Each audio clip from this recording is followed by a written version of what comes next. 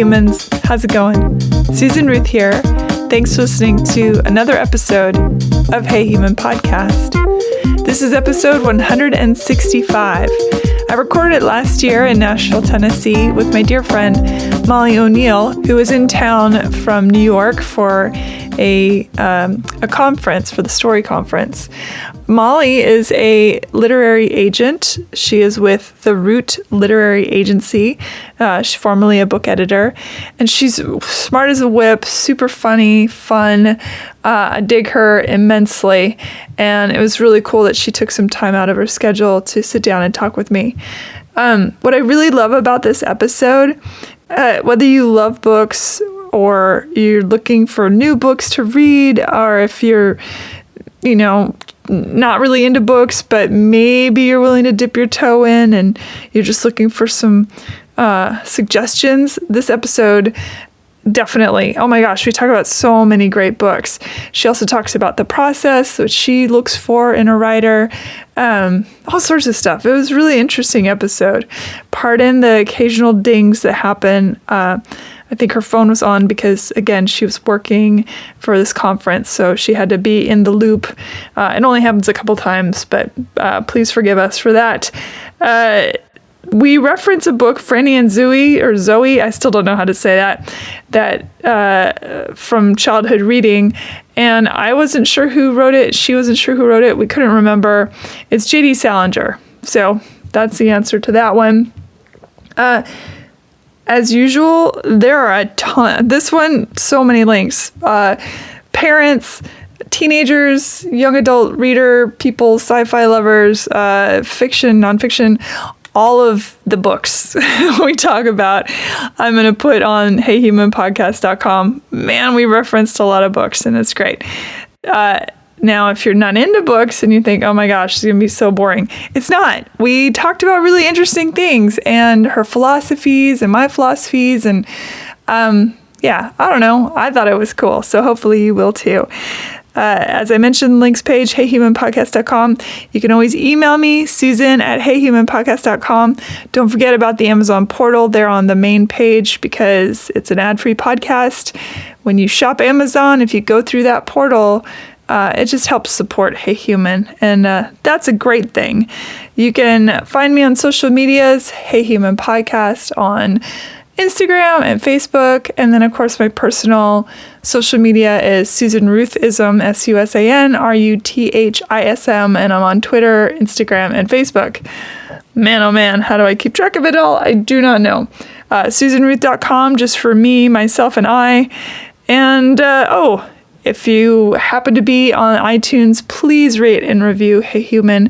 It means the world to me. It's really super helpful, and I appreciate it. Okay, let's get this show on the road. Here we go. Molly O'Neill. Hi. Welcome to Hey Human Podcast. I'm glad to be here. There's the pregnant pause. I don't know what to say now. Okay, you are a dear friend. You're from New York, visiting Nashville for the big Story Conference. I am. So that's exciting. I am. I have lived in New York for 16 years this summer, which is starting to be longer. Very soon will be longer than I've lived anywhere else, which is kind of crazy. But I grew up in Texas, so whenever I come to Nashville, my internal Southern accent wants to come out and dance. It's so funny. You seem like a New Yorker to me. I'm I don't know if that's insulting. That's meant a chameleon, to be. Not if that you being will. a Texan is bad, or wait, is that what you said? Texas? Texas, New York. Yeah, Texas. Yeah.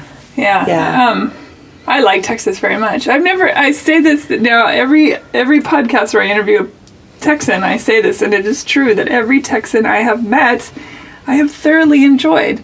We're good people. I mean, it seems to be the case. Indeed. You have a little New York skyline over here for you. Your pleasure. I do. Hello, New York. Or at least my weird brain's adaptation of what New York looks like. It's so artsy in here. Yeah, I tried to make it warm and inviting. We are in the new podcast booth. So shout out to my friend Ryan, who helped me put this all together. He built it. I really had nothing to do with that part, but I I decorated and picked out carpets and couches and things. It's very cozy. It kind of feels like when you're a kid and you dream about like what it would be like to do a job, like this is what you imagine. Yeah. It would be like to like go to work every day. When I was putting everything together in here, I thought this reminds me of when you were little and you'd make the blanket and pillow. Yeah, it's almost a pillow fort, but it's like cooler. Yeah, thank you. That was the vibe I was going for, was pillow fort. So I'm glad that aesthetic is showing through. Absolutely. So you have a fascinating career. You are, you started as a literary agent. So I actually started, an editor.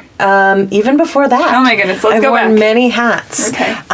So I moved to New York with the goal of getting into the world of children's books. And I figured out I wanted to do that about halfway through college. I was a creative writing major, which at my university, I went to Marquette University in Milwaukee, Wisconsin. Go Catholics! I don't know what's your. I mean, it's Catholic. Yeah, Golden Eagle is their mascot, although they changed it. Golden Eagle? It's not that anymore. Oh, okay. I can't remember what it is now. They changed it. Edit that part out. No, it's okay. I was in college a whole 2 years before I realized that we had a football team. So there you go. But in college, I was a creative writing major, which they had 3 different tracks that you could be if you were an English major. You could be the I'm going to be a college professor and teach Brit Lit, and so you take all those very classic, the course on the Fairy Queen and the Shakespeare courses, or you could do the track that was I'm going to teach high school or junior high English, and then they had the track which really was creative writing, but they called it writing intensive English, which sounds very scary and it scares off most people I know. But all of us who were writing intensive English majors, what we loved best about it was that the acronym was WINE. And we took that charge very seriously. So I was a wine major in college. My best friend Ellen just smiled real big at that.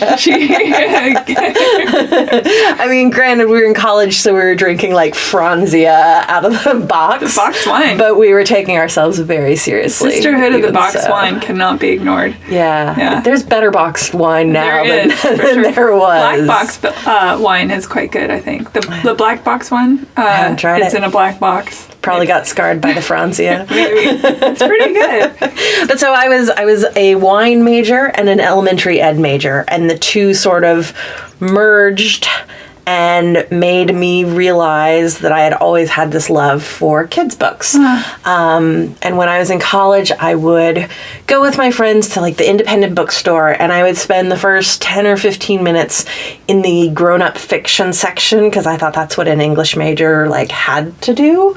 And then I would slowly wander off, and my friends would come find me, half an hour later, and I would be in the children's book section, inevitably with piles of picture books all around me. And I think that was sort of the first inkling or indication. And then I had in college a bunch of professors who none of them knew exactly what to do with this interest I had in children's books, but I was really fortunate in that they all encouraged the curiosity and just sort of gave me ways to explore it. So one of them suggested that I do an internship, and another suggested an independent study, and I sort of found my way through it. This was a different moment. It was pre-Harry Potter, which really changed the landscape for children's books. PHP, yeah, it's AHP AD, BC, and PHP. And so children's books were just, this tiny little field. I often say I'm not sure I would be cool enough to work in children's books if I were starting today, because there's so many people who've come up as kids who grew up reading Harry Potter, and they basically have all of those books memorized. But anyways, I came into it at a time when you were doing it purely for the love. I mean, you still do it for that reason. But so anyways, I had this interest, and I had professors who were encouraging it, and I did a couple of internships in college, and I figured I want to do this as a career. Probably coincided with I did my student teaching, and I hated it.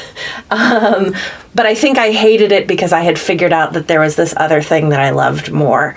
And you mean student teaching of children? Yes. Okay, So yeah. as an elementary ed major, I had to do a semester like in a classroom, like as a teaching assistant the full time, which was great.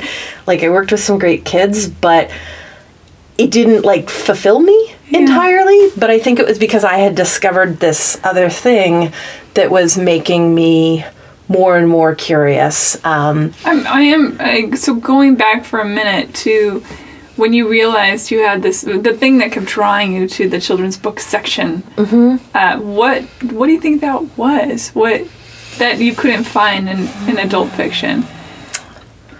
Well, one of the things that we say a lot when people ask us, like what's the common thread or the denominator through it all, children's books always have hope at their center. And that doesn't mean that they're not about hard things, that they're not really real. They can sometimes be very raw or very painful. And we think that's important because actually kids are real good sensors for when people are trying to paint over something or make things too easy. They're very truthful. Yeah, they're very truthful, and they can also smell a lie, and they can tell when a book is created just to teach them a lesson instead of to tell them a story. But at the core of children's books is usually some degree of hope, and I guess maybe that's part of it, is that I'm drawn to hope, which is interesting. I hadn't quite thought of it in those words before. Beautiful. Yeah. Did you have favorites growing up? I did. My mom had been a classroom teacher, so we had a lot of books in the house. And I'm a rereader. I always think this is interesting, this question of like, are you someone who reads a book once and never comes back to it? Or are you someone who like rereads your favorites over and over? And I was a rereader as a kid, although in some ways I think it was out of necessity because I was a very fast reader. And so like I would run through my library books before we had gone back to the library. And I was like, well, I guess I just start over now. But I also have books that, for years I come back to as kind of comfort reads, the same way you have like comfort foods. Sure. When I was at my parents' house in April, I was helping my parents weed through their basement of doom. And I came upon a book that I had when I was little. It was my book. It was very small. I could fit in my hand now. It's upstairs. I'll show it to you. It was Bee and Kind Dog and Bee, and just about a Irish setter looking dog with a hat on it and a bee and their little adventures. And the feeling that overwhelmed me when I picked up that book was so visceral and beautiful. It is like running into an old friend that you haven't seen in so long. This is my sort of accidental party trick, is anytime I meet anyone for the first time and they hear what I do, they are like required to tell me their favorite children's book. Like you can just see it sort of rise up in them, and they like have this need to tell me about it. And sometimes it's books, I know very well, and sometimes they're books I've never heard of. And for some people, it's like thinking about an old friend, and there are other people who you can tell haven't thought of this book in several decades, and it sort of transports them. I was in the theater the other day, and one of the trailers we just talked about this, was for the House of the Clock and Its Walls. I remember just adoring that book, and I reread that book a couple times. Undertaker's Gone Bananas, Bunicula, I think we talked about Bunicula, all these. And of course, Charlotte's Web. All these. Oh my gosh, Charlotte's Web is one of my earliest actual memories. Like, there are the memories that your family has told you so many times that you think you remember them. But Charlotte's Web is one of my earliest actual memories. I was about 5 years old, and my mother had been reading. My mother had never read it. So, often she would read things and preview them the way parents do, but for whatever reason she hadn't with this one. So I don't think she knew where it was going. And we had read a chapter every day before nap time. and we got to the ending of Charlotte's Web, and we Spoiler both... alert. Yes, sorry, guys. We both sat on the couch sobbing. Oh, yeah. And my memory of it is that we cried so hard I didn't have to take a nap that day. Oh, wow. Because I was just so, like, distraught. And I don't know if my mom thought, like, going off on my own would make it worse or whatever. Yeah. But so it was both this intense emotional experience, but also something unusual, which actually is the secret to a lot of children's books. Not all of them, but kids love when you take the world as they know it and turn it upside down. It's like their first experiences of the absurd or of like extreme silliness when you take something that to them feels like that is the thing that happens every day and you undo it. Like I can remember as a kid, there was one summer, and I grew up in Texas, so summers were very, very hot. And my mother, who was normally like a meal planner, and she was always concerned with like health food and stuff like that, out of seemingly nowhere, I don't know, I would love to know what actually sparked this, but she decided it was so hot we were going to have milkshakes for dinner. Sweet. And she put me and my two brothers, I'm the middle, we got in the car and we drove to the grocery store and we each picked out our own like pint of ice cream. That is a moment. And came back and made milkshakes. And I have this memory of sitting in the back seat with my brothers and us both just kind of like looking at all of us looking at each other, just being like, don't mess this up. We don't understand what it is, but it's awesome. Oh, that's amazing. And we had milkshakes for dinner, which had never happened before in my life. It's wonderful. And I remember it, you know, Yeah. decades and decades later, because it was just this turning upside down of the natural order. And I think kids, that's like... That's why Harry Potter spoke to so many children and adults both. I mean, I just remember sitting when I think it was, I came to Harry Potter late. My friend Ellen actually was the one that told me I should read them, and she cracks me up because she hasn't read them all. I devoured them, but I came in, I think the fourth one was already out or something, or maybe even the fifth one. So I raced through, but the first, and then the next one was coming out, and I remember being on the bus going to work, reading that, and this is not hyperbole, every single person on the bus was reading Harry Potter. And these were all grown-up people going to their day jobs or whatever, and just enthralled in magic, in the magic of it. And I challenge everyone who has read that book to not still be waiting on their owl and their letter. It's true.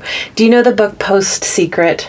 Yeah, I do. It's like probably 10 or 15 years old now, like very, very early internet days where people would mail postcards to this guy, Frank, I don't remember his last name. Yeah, with their secrets. With their secrets. And it could be like super illustrated or not. It's still going on. Yes, I think it's been around forever, but he would post... There's a bug in Yeah, he would post... I think I swallowed him.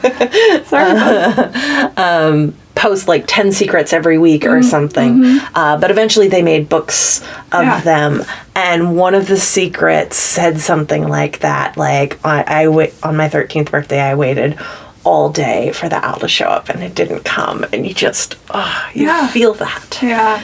I think especially for children who many of us identify as being left of center, or quirky, or outside the norm, or misfit toyed. I was a misfit toy, and I think so many kids are. And so Harry being our king, in a way, and in so many children's books, that the misfit toy is the one that triumphs. The underdog story is such a beautiful reminder of what could be. Yeah, something I say to people a lot is, so my job now, fast forward from me sitting on on those bookstore floors, although I'm still known to do that on occasion, but I moved to New York. I worked first in marketing, then I became an editor. I thought that was the end goal and that was my dream job, but a couple of reinventions later, I'm now on the other side of the business as a literary agent. So instead of being the person inside a book publisher, physically working on the making and developing of books, I'm working for authors and illustrators, helping manage their careers, helping them develop their new projects, helping strategize where they're going to spend their time, what their life as an author and illustrator looks like, pairing them with the right publisher, and doing sort of any number of things, from the very, contracts negotiation and the very business-minded things, film deals and movie deals, and all the ancillary things that can come out of a book that really takes a life of its own. But there's also a fair amount of, like, I always tell authors when I told someone just this morning at a call with a new author I started working with, and I was like, okay, this is the period that's going to feel really weird, because I'm effectively going to have to, like, crawl inside your brain and start walking around in it to understand this story you've got going on and figure out, what exactly it's trying to be, so that we can make sure we get it into the hands of an editor and a publisher who really understand that. So it's this very oddly intimate thing to immerse myself in someone else's creative career. But so anyways, I think, something we say a lot, and that I find myself thinking about, you're saying, it's these misfit toys. I think we all read looking for ourselves in the story. Whether we were a misfit toy, whether we weren't, whether we were a perfectionist, whether we were uniquely obsessed with something, like it kind of doesn't matter who we are. We read looking for ourselves in stories. And that's when we're kids, certainly. We read either to see, like, who can we be? Or sometimes we read to make sure things are going to be okay. Or we read to understand the life we haven't lived yet. I grew up very sort of sheltered and overprotected. And so I was always really drawn to stories where kids go places I had never gone before. And in many ways, I feel like books were some of the earliest traveling I did. When I was a kid, we took the same summer vacation almost every year to visit my grandparents. We even stopped at the same Denny's halfway between Texas and Pennsylvania, and I mean, thinking about it now, I'm like, okay, of course, we could only drive a certain number of days, so it logically made sense. But as a kid, it felt like my life had a lot of sameness, and books were the escape and the thing that let me imagine how do other people live. It is interesting how we lose that as adults, that idea that you can look at this character or maybe several characters in a book and either see yourself or see your possibilities.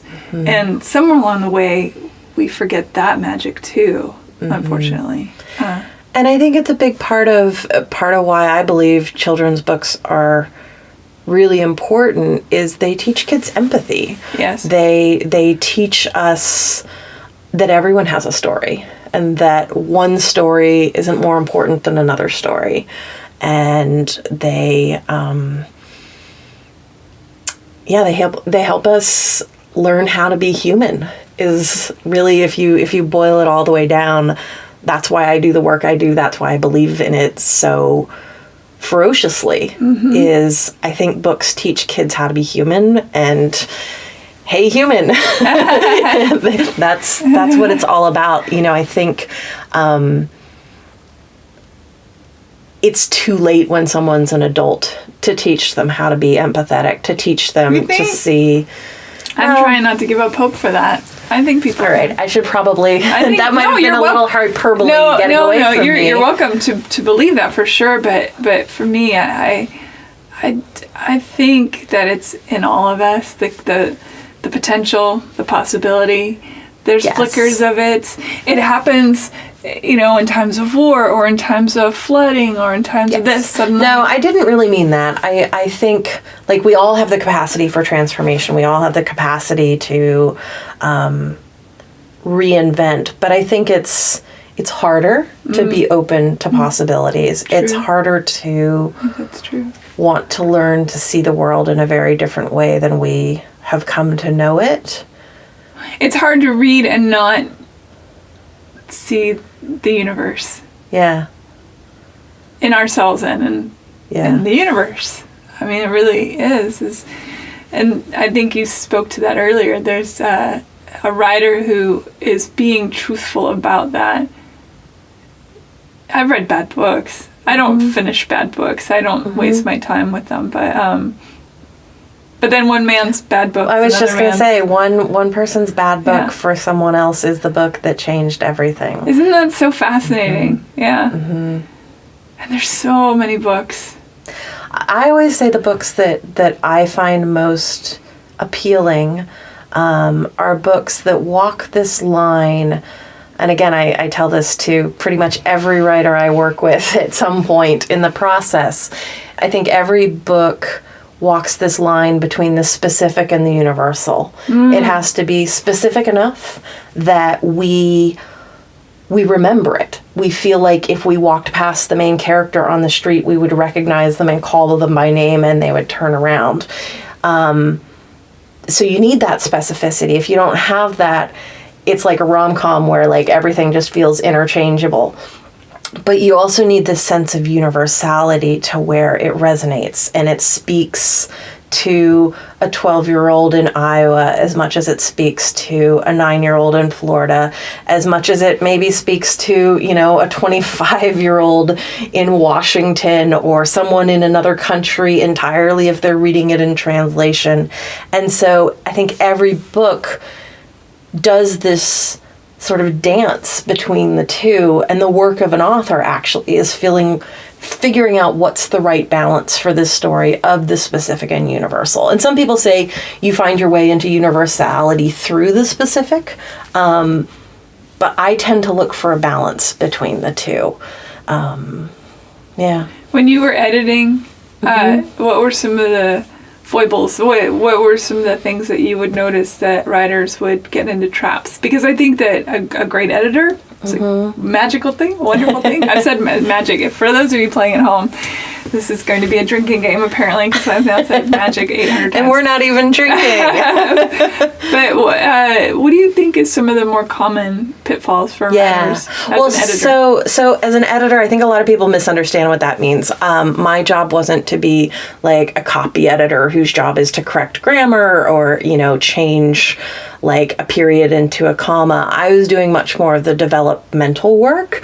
And so helping an author, it's really the work of helping an author take the vision of this story that's alive in their head and what they've managed to get down onto paper and figure out how do we shrink the space between those two? Like, how do we get the full thing that's in your head onto the pages? And as an editor, I always felt like my most important job, like as a literary agent now, my job is to be the advocate for the author, for the illustrator. Like, they're my client.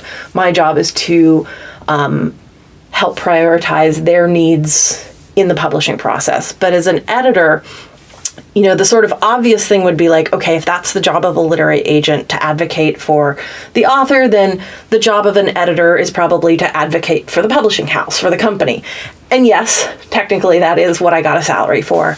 But I always really thought of that job as my job was to be advocate for the reader.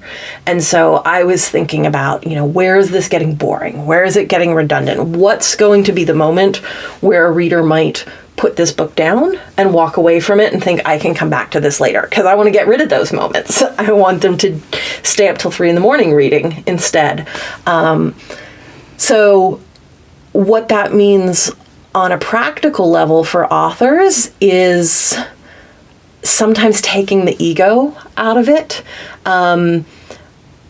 On pretty much every manuscript, you know, and this is sort of an ongoing joke with some of the writers I've worked with, you know, I'd write in the margins, like, you're trying too hard to be writerly. Like, there are moments where, you know, a writer's trying to write, like, very eloquent, beautiful, like, what we think a writer should be writing.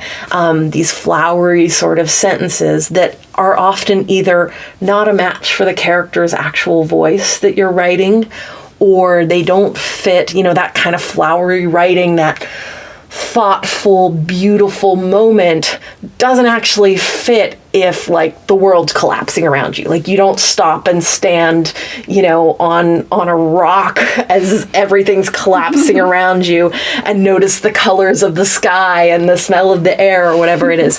And so, you know, as an editor, my job is to help the writers be willing to let go of those moments, and really prioritize the ones that move the story forward, that move the character's trajectory of their story forward. And so, yeah, I often say, when you're reading and there's one of those passages where it's kind of the writer going, look at me, I'm a writer, I can make beautiful words. It pulls you up out of the story. It's like you're in a swimming pool, and it pulls you up out of, like, from under the water, and like your head breaks above the surface. Sure.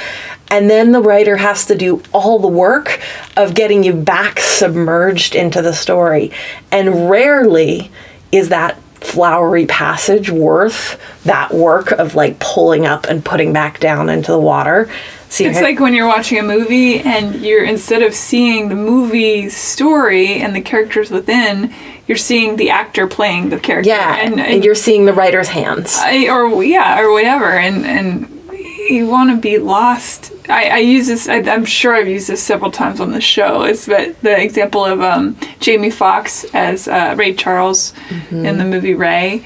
That there were, I was so lost in his performance of him being Ray Charles that I actually forgot that it was Jamie Foxx. Yeah. 100% forgot. And that's what you want. And at the end I was like, oh, wait a minute, I forgot. It was so compelling.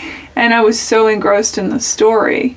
Yeah. Magic. And a damn good editor. Yeah. And film editing is, and an author who's willing, or a creator who's willing to take the ego out of it. To take, in that case, to take everything, every foible that his own personality, and put it aside in service of the storytelling. In service is a great way to put it.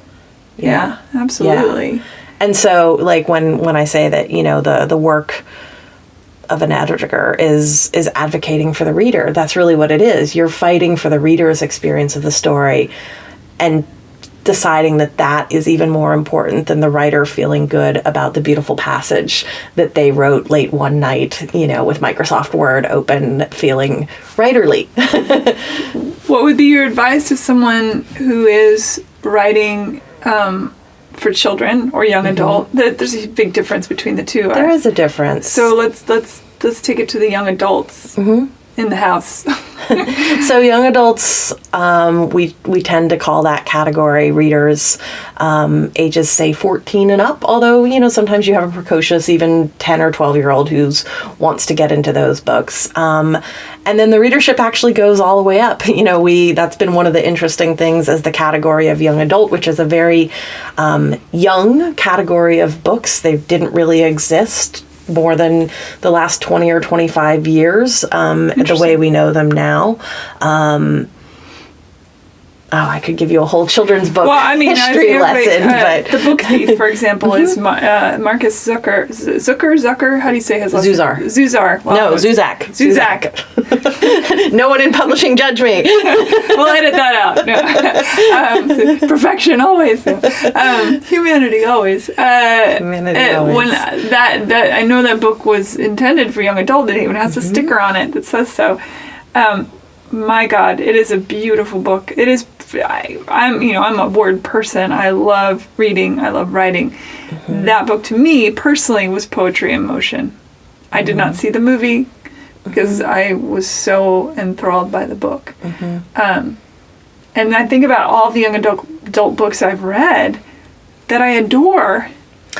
I think because young adult books are a younger category, there's been room for them to be a little more daring. It's like when any new art form springs up.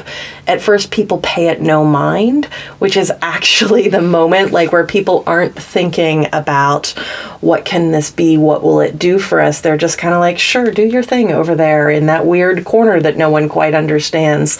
And so we've had this very sort of golden era of people, in many ways, doing more interesting experimental writing than in any other category where the rules are so firm and so set. And the interesting thing about children's books is, and in particular in young adult, is what we've basically done is taken all of these other categories from around the bookstore that, so like you go into the bookstore and there's a fantasy section. You go into the bookstore and there's a science fiction section or a graphic novel section or a horror section or a historical fiction.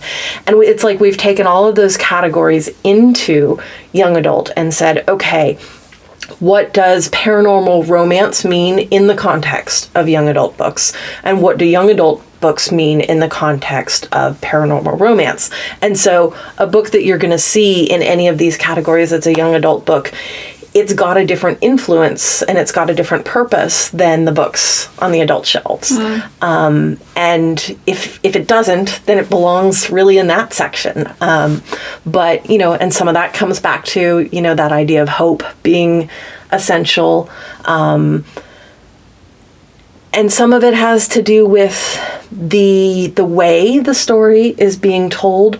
A lot of times adult books about young characters are told from this very nostalgic point of view, this looking back with a sense of knowingness or a sense of, now that I'm self-actualized, I'm going to reflect on my life. But that's not what young adult books are. Young adult books are about first experiences and being in the immediacy of emotions and big questions or sacrifices. Yeah, I think about Rumblefish or The Outsiders or Judy Blume's books or, Essie Hinton, who many people would say was one of the first young adult writers. Yeah. Or Beverly Cleary, really. I mean, some of those, it's kind of. I don't call that young adult so much. That's more a children's book. Yeah, I guess. But didn't she have a couple that sort of towed the line? She made, I think you're thinking of Judy Blume. Judy Blume for sure. She wrote Forever. I remember being in 7th grade and reading Forever by Judy Blume and just being like, oh my God. Everyone does. Yeah. And I had my locker mate in junior high in 7th grade. His name was Ralph something or other. Yeah. And that was the spoiler alert. I bet you couldn't have even looked at him. Yeah, I was like, oh my God, he's reading under a penis.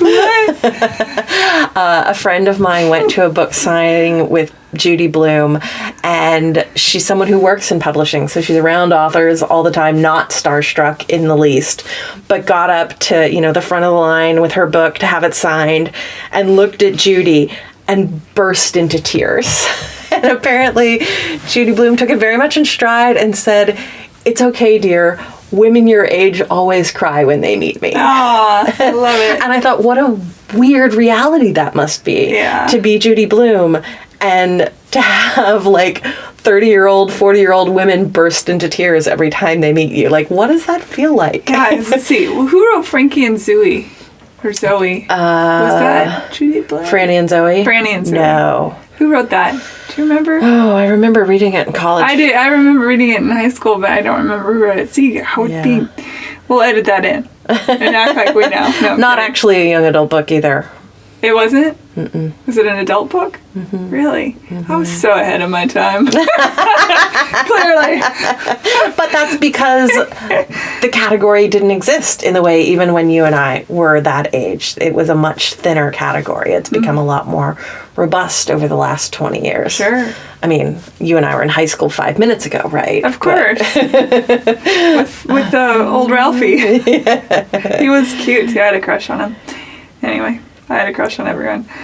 Those were the days. That's kind of what young adult books are all about. It's funny though, my parents moved, 7 or 8 years ago, and I went home to clear out a bunch of stuff, and I stumbled across this box of, it was mostly the notes that my friends and I passed back and forth in high school that I had saved, some journals too.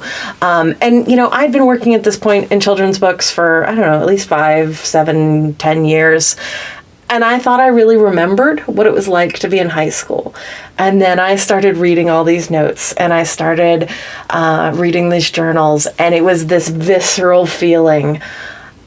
And it's so easy to forget that point in time where it's not that every week is the best or the worst moment of your life. It's not that every day is the best moment or worst moment of your life. It's every hour, every minute is the highest high or the lowest low you've ever encountered. And there's so much emotion, and there's so many micro decisions that turn into macro decisions, and so much like negotiating of... There's a lot of check yes or no's happening. Yes, no, or maybe so. Yes or no's, and deciding who you are, and... Yeah, I stumbled across some of those at my parents' house a long, long time ago, and my best friend Jill in high school, she and I...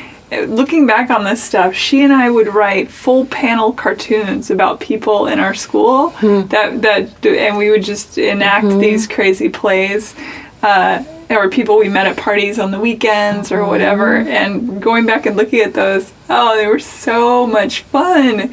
We got into mischief, a lot of mischief, and so that mischief always found their way into. But I mean, full paneled cartoon storylines about the adventures of being a teenager. Craziness. It was just funny. What the things that mattered so intently back then still matter. Still matter, damn it. Oh well. That's true. So, okay, as an agent now, I assume you probably get a lot of people tweeting at, which, by the way, what's your Twitter and Instagram and things like that people can find you. Yeah. But how, if I'm writing a children's story and I think, my God, I'm a genius, or maybe I don't think I'm a genius, but I think this is pretty good. How do I get in touch with somebody like you? What's the steps? Well, so my social media, my Twitter handle is Molly_O'Neill. That's MOLLY_ONEILL.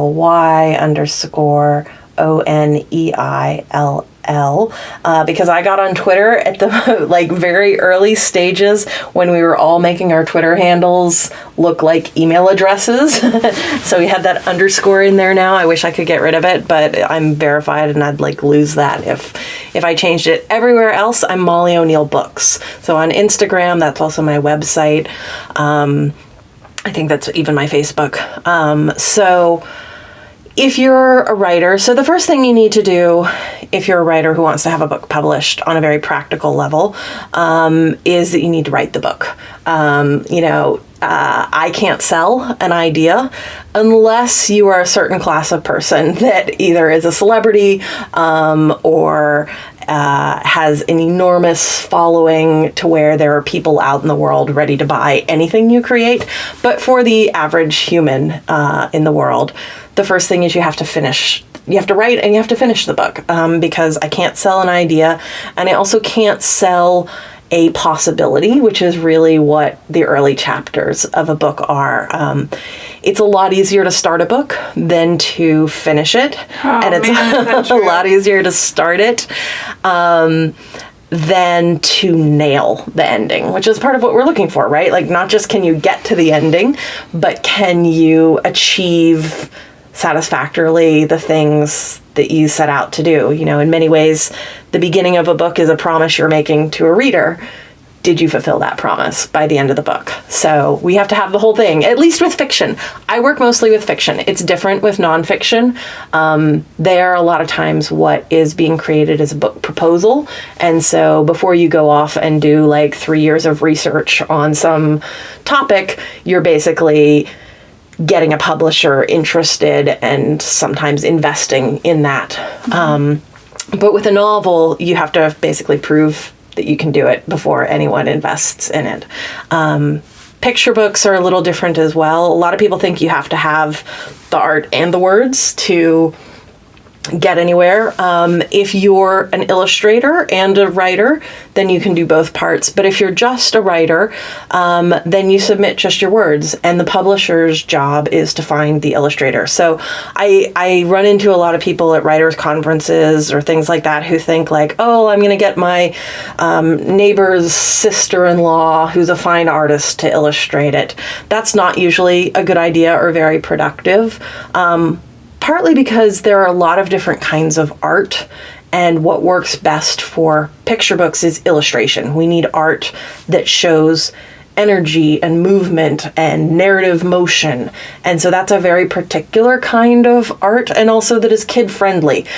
So, the neighbor's sister-in-law might do beautiful still lifes, but that isn't appealing to a kid audience. So, anyways, usually what people are looking for is an agent who's the one who gets their work in front of publishers. And there's a variety of ways you can meet agents at writers' conferences. You don't have to go to those, but it can be a good place if you're looking to kind of find your people who are other creatives like you.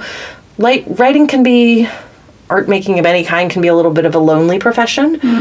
So, conferences can be a good place to find other people who are trying to do the same thing you are and sort of share some of those highs and lows. But you don't have to. I know, especially for some people, that's a cost prohibitive thing, and we want any kind of creator to be able to get their work out into the world. So I have submission guidelines on my website of how people go about submitting to me, the very particular process.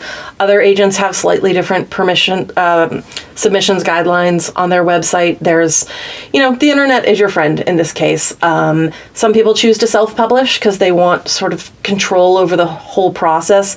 That didn't used to be as easy to do, but today it's a very viable option. And for some people, that's the right choice. It kind of boils down to what are you trying to achieve. And I mean, of course, we'd all love like a bag of money to fall in our laps and, instant fame. That rarely happens. Even, I think this is a big misconception actually about books and publishing is that, we hear these stories of like, oh, this author dreamed the story and wrote it, or, this author became an instant success. And in truth, most of the time, an instant success has been like a decade in the making. It's just that we work in an industry that's very good at packaging stories. Yeah. And so either there becomes a boiled down version of the story that people hear over and over because no one really wants to hear about the 10 years of, trying to write this story in between raising your children or working a day job or whatever. And so even the writers tend to sort of skip over those and only start the story at the moment that they feel like people are interested in hearing. I met this guy, Rumpelstiltskin. Right. Quirky fella. So, yeah, just, I think, if you feel like you're only hearing stories about how easy success is, you're probably not hearing the whole story in any field, not just writing. I think that's true, especially in any creative field. Creative fields, for sure. That takes 20 years to be an overnight success. Yes. What books are blowing your hair back right now? So the funny thing about working in publishing is I'm a time traveler. So the books I'm working on most intently right now are books that the public isn't going to get to see until like 2020, 2021. That's how long it takes. Especially if you're working on illustrated books. Yeah.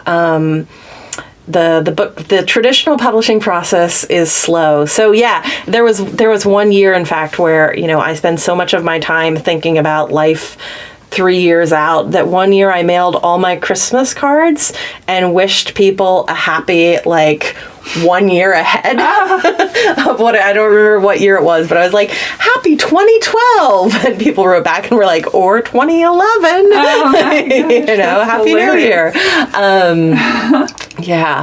One of the risks of the business. But, so I started agenting just a couple of years ago, which means that the first books that I sold as an agent into this slow process are just now starting to hit the shelves. And so I published a book called The Creativity Project by an educator who was really interested in how authors and illustrators and other creative people get their ideas. And he felt like he works with elementary school age kids. He's taught 3rd grade and 5th grade. And he made a really interesting comment to me. He said, when kids are in kindergarten and first grade and you ask a class of students, who here is an artist or who here is a writer, every kid raises their hand. And by third or fourth grade, you ask that same group of kids that question, and they all kind of look at the one kid or the two kids who sort of become known as like, that's the one who's the good artist, that's the one who's the good writer, and nobody else claims it anymore. And so he was really interested in like, how do we hold on to that identity of creativity? And he's someone who knows a lot of writers and illustrators, so he put together this kind of interesting anthology where authors and illustrators gave prompts to inspire each other, and it's kind of a look at where do ideas come from, and then at the end, each of these, and these are famous authors, you know, many that have won awards and prizes and are well known, and they all write prompts for the reader to use as well. So it's this sort of living, breathing thing where it's a book that's you can read as a reader, but it's also a book you can use as a writer, which is really exciting. Or a teacher, sounds like. As a teacher in a classroom, certainly. So that was really exciting. That's called The Creativity Project. It's edited by Colby Sharp. Didn't you discover a very famous book? I did.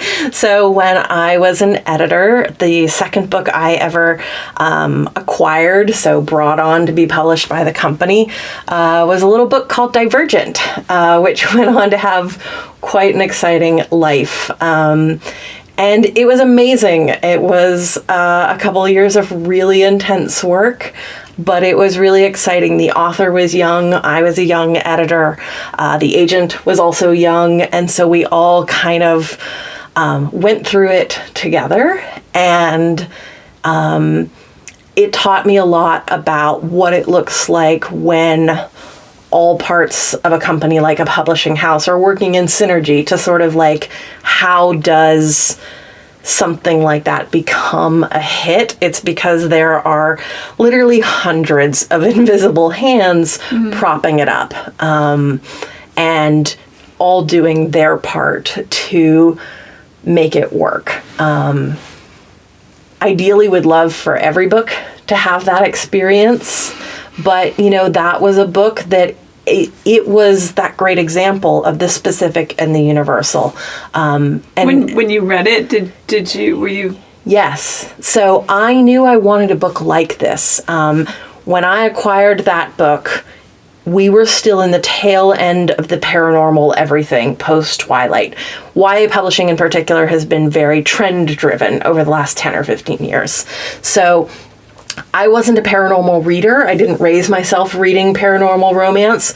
So those stories never quite resonated with me. And I had figured out as a ambitious young editor that if I wanted to like make my mark, that I had to do something I actually really understood and cared about, not just what was popular. And so I finally started telling the agents, who are the ones that bring projects to editors and put them in front of them, I said, you know, there are plenty of other editors who do the paranormal romance thing really well. What I'm really interested in, we weren't even using the term dystopian, which got so popular later, but we didn't even have that as a category yet. I said, I'm really interested in speculative things that take our world and skew it, and whether it skews it, 60 degrees is a totally different story than a story that takes our world and skews it like 182 degrees, like there's all these different versions of what could happen. And so I got a lot of submissions in that vein, most of which weren't quite right for me. A lot of them were kind of YA retellings of The Handmaid's Tale. When you say YA, for everyone, that's young, right? Young adult. Young adult, okay. Young adult. Yeah, we should have defined that a long time ago. YA, but you've been saying Y, so I didn't know if that was like I think I've just been blurring it. Oh, okay. YA. Okay, got it. Yeah, or that's my like weird southern northern accent happening. I just wanted to make sure. I thought maybe it was another delineation. So No, got it. YA. So anyways, I had seen some different projects sort of in this space, and then this one came across my desk, and the agent actually did her job well. She called me and she said, I think I have the book that you're talking about. And so I took it home that night. This was in the very earliest days of e-readers. I read it on my Sony e-reader, which was like you'd push a button and you'd wait like 20 seconds for the page to turn. It was so, it seems so retro now. But anyways, I started reading it on the subway. This is 2009.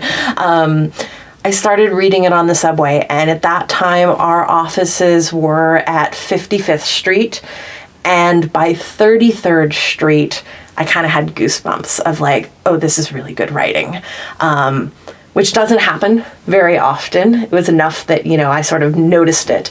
But at the same time, you try to not get your hopes up too high too fast as an editor, because there's a lot of ways that something can fall apart, and you have to know, are the ways it's falling apart something that I know how to fix, or is this not actually ready to be published yet? So anyways, I was in from page one, and part of it was this very immediate voice. Part of it was this character has grown up in a very restricted environment, and the language the author was using in those early pages really reflected that. And then as her world got bigger, the way she spoke got bigger. And to me, that kind of control over a writing showed like a sophistication to the writing.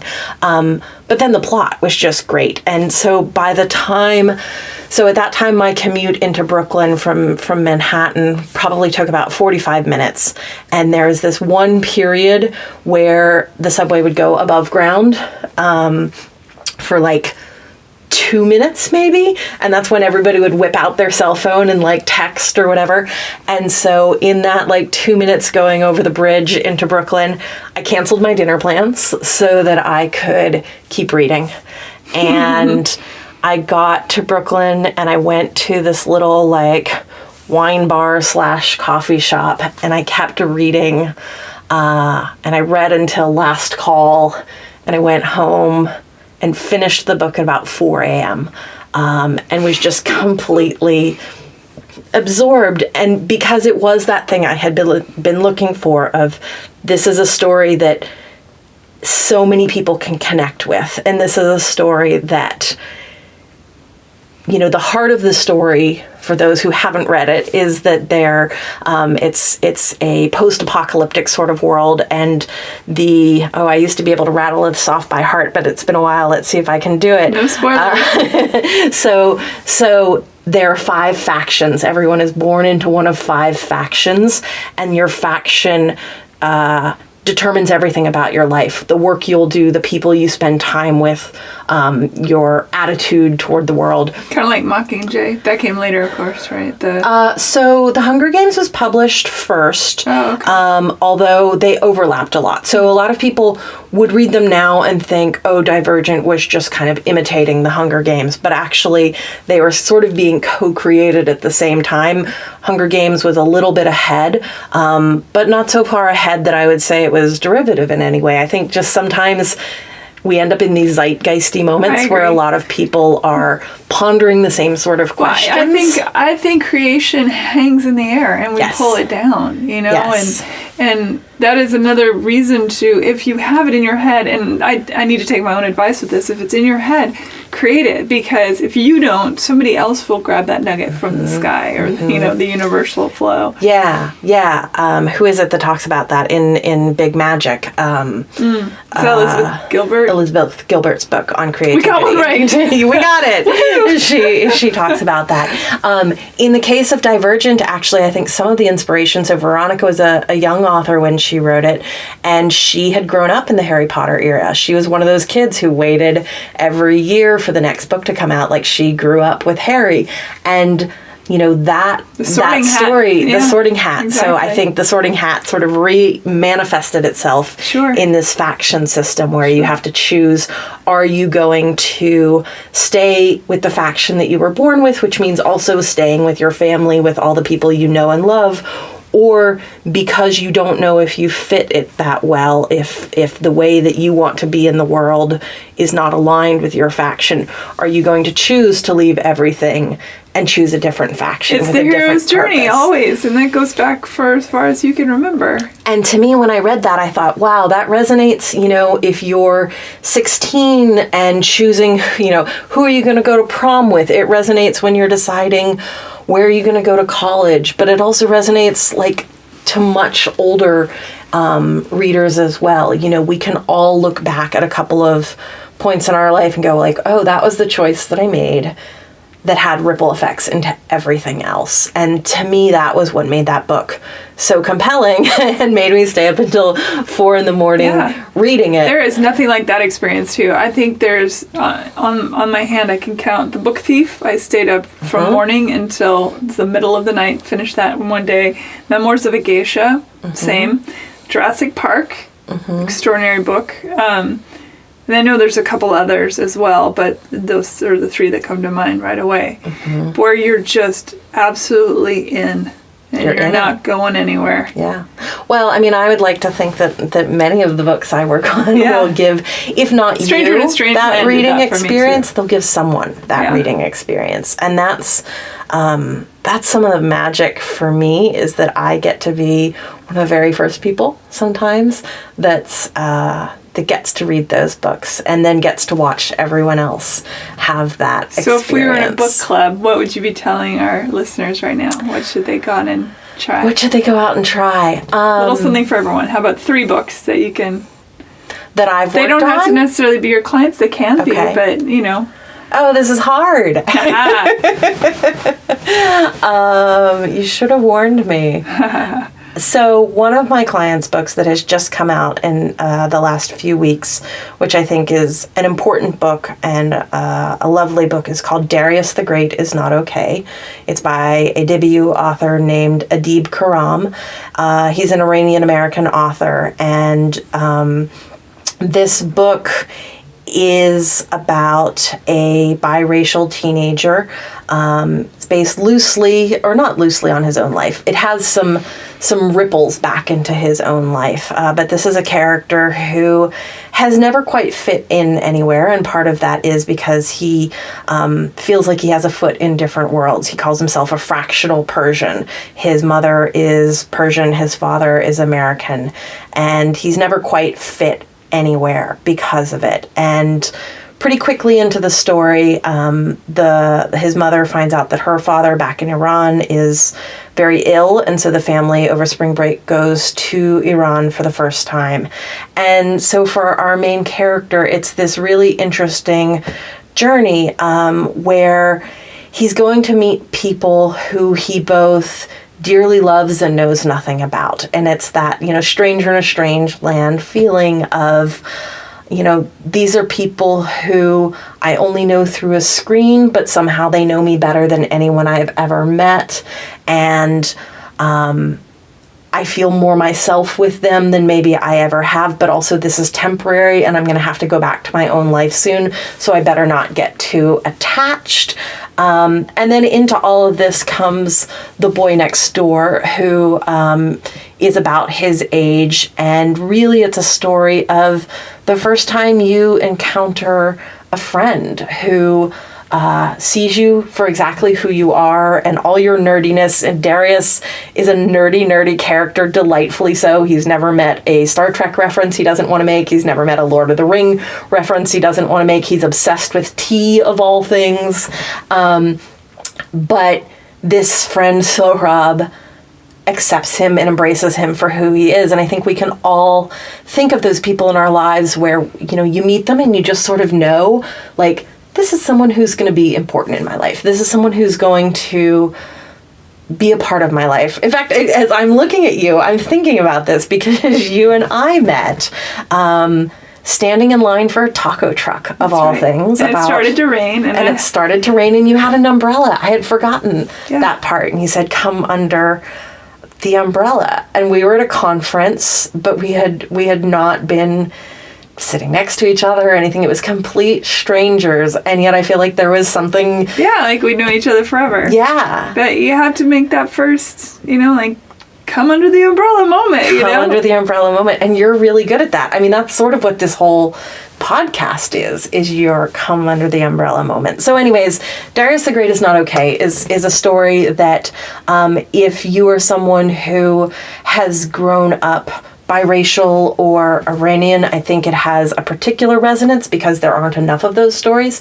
But what's been really interesting as the book's sort of found its way out into the world is almost everyone feels like a divided self in some way or another. We're all little aliens. We're all little planet. aliens. You know, I think of myself, I grew up in the South, but I live in the East Coast, and I've always felt this tension between the two, you know, and I think we all have these internal tensions of like, which self am I, and will people accept me if I am my truest self? And maybe more so as an adult. Who knows? I mean, it's...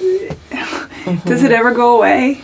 I don't know. Maybe. I don't know. We are continually becoming, Yes. obviously, but I don't know. I think we all that little us inside that, you know, nanu. I don't know that it ever goes away. We're all sort of constantly telling ourselves the stories of ourselves. Yeah. Or running from them. Or learning how to rewrite them. Mm-hmm. Or embracing other people's stories as our own, which is a big thing. I have a big canvas on the wall in my office with the saying on it that I love that says, to be a human is to have a story to tell. And that is one of... That's practically my catchphrase. Every human has a story. But it's true. And we have many. It's true. Course, many stories. And we don't always take enough time to hear them or understand that our story can connect to someone else's story, you know. And I think that's some of the beauty of the work that I do, is that hopefully we're creating books that make it easier for kids to find those connections and to understand other people. But also, like, I'm learning about myself. Like, I'm an overgrown kid who's learning and relearning these different lessons myself quite often. How about one more book to recommend that an adult might read that's in the YA category that you think? So that one I mentioned actually is a YA category book that I think adults might enjoy. And I'll put links to all this on the heyhumanpodcast.com. Let me think what else. So many of the books that I've been immersed in. I enjoyed the sci-fi trio you recommended. So a trilogy that I worked on. Not everybody's into sci-fi, but I am. But for those who are, and this is accessible sci-fi. It's grounded in like our world still. That's a trilogy that starts with a book called Insignia by an author named S.J. Kincaid, and that is sort of a near sci-fi, a little bit in the vein of Ender's Game. I would say so, yeah. Very funny. I often say that one of the things I love best in a story is the trope of band of misfits becomes a family. Yeah. And I would say that that's very much what that trilogy is. It was fun. It was a fun read. I very much enjoyed it. Mm-hmm. Yeah. What other books should people read? How about for those who aren't into sci-fi and aren't into maybe the... So this isn't a book that I have anything to do with. Okay. I wasn't the editor. I wasn't the agent. But it's an adult book, which I also only read those every so often. But really, really enjoyed. And I think for anyone who's interested in... anything like words or language or creativity, but also in weird little niche worlds. So this book is called Word by Word, The Secret Life of Dictionaries. And it's by a woman named Corey Stamper, who for many years worked for Merriam-Webster. And so she talks about like how words get defined and that our language is this living, breathing thing, and what it, we all just think of the dictionary being this static thing, but it's not at all. It grows constantly. And it grows as our culture grows and changes. Yeah. And so she talks in the most like nerdily delightful way about what that experience is like. Interesting. So that was a really engaging read and, made me want to like give up everything and run away and go back to school and be a linguist. Yeah. So that was a nice sort of like vicarious living. By the way, the couple dictionary Twitter accounts are the best. Dictionary Twitter account is great, and so is the Merriam-Webster. I have a client who's working on a book. It won't be out until next year. May of 2019, I believe, is when it's coming out. But it's called The Dictionary of Difficult Words. And the author is, she works for dictionary.com, actually. So I've got my own lexicographer on my client list. And she has written this book, and it's beautifully illustrated by, her name is Jane Solomon. And the illustrator is Louise Lockhart, and it's coming from Quarto Books next spring. And it's a book of definitions of words, most of which an adult wouldn't have even encountered, but definitely most 8 or 9-year-olds haven't encountered. And so with a certain kind of like really nerdy kid, they're going to take so much delight in learning these words and then going and inserting them into conversations. And that's been really fun to sort of watch. Words are delightful. Come into creation. I could tell you a whole lot more. Maybe I'll give you a reading list. Sure, and I'd happily put it on the website. On the website. Yeah, that'd be wonderful. That would be a lot of fun. I'll tell you one more. I don't think I've even told you about this book, but coming in February of 2019, so not too far off, is a book called Song for a Whale, which is a middle grade book. We didn't even talk about middle grade books so much, but they are the books that you read in like 4th, 5th, 6th grade, and they're really important because that is the age for a lot of readers when you've become a fully independent reader, so you're not stymied by the very act of reading anymore. Like you can become totally absorbed in a story. Undertaker's Gone Bananas, 5th grade. Yeah, and grade, like you've got a confidence about reading that you didn't have maybe even 2 years before. Right. You've figured out what you like and what you don't like. So reading feels very personal at that age. And that's the age where kids really turn into readers. Like if you don't learn to love reading at that age, it's a lot harder to pick it up later. It's almost like, why would you decide to be a reader later? I mean, it's sort of like we were talking about, like, can you change later? You can, but it's harder, right? Mm-hmm. So books that are really engaging for that age audience, we call them middle grade, or MG for short, is really important and kind of the lifeblood of creating like a lite society. Sure. Which is pretty important. Are people still reading books, do you think, or in the general scheme, are books being read? I know a lot of people, my parents, they love the digital, which I won't. I'm a book sniffer. Mm-hmm. I love feeling the book. Mm-hmm. It's the tactile. Everything to me. I have read a couple books that people have sent me for interviews or whatever that I've read online, electronically. But it's not my favorite. I want to hold a book. Yeah, I think, we had a couple of years where people got really excited about like these new digital objects, Nooks and Kindles, and there's certainly moments and lifestyles where it matters. If you're someone who travels a lot, I love Audible. It is way easier. Yeah, Audible's great Audible as well. While I'm driving. Or audiobooks. So like there are different kinds of readings that sort of match different lifestyles better.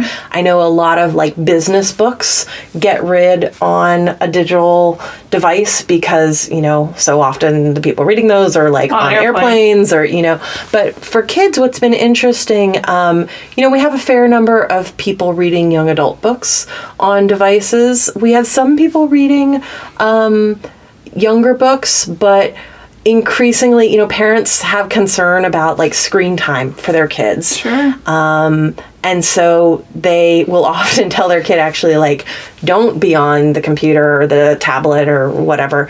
Go read a book instead. And so, and I think kids, spend a lot of time on screens in school, too. So sometimes a book feels a little bit more escapist than, less like homework.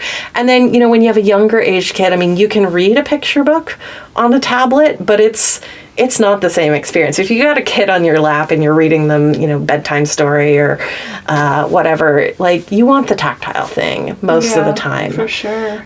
So I think for kids' books, we've it's been important to sort of learn these new formats and figure out how to adapt to them. But if anything, I think the result has been that we've started to pay more attention to making books beautiful tactile things, because we've realized for people to want to spend their money on them, the cover matters even more than it once did, and the whole package, and the beautiful interior art or typography and stuff. Like people want book as object in a different way, which has made more beautiful books. So win. So Molly O'Neill, friend, thank you for being on Hey Human.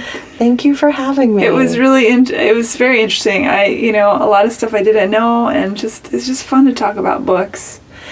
Yeah, I can talk a lot about books. I love that. I hope I haven't made your readers, or your readers? your readers. I think of the whole world as readers. I know. Or listeners. The readers. I hope I didn't nerd out Who too knows? much. Maybe we excited someone into picking up a book. You never know. That would be great. And if you picked up a book or because of this podcast, you should tweet at us and tell us. Oh, yeah, that'd be great. I want to know what you're reading. Yeah. Or what your kids are reading. Yeah, and I'll put the links to everything on the heyhumanpodcast.com so that you can find all these.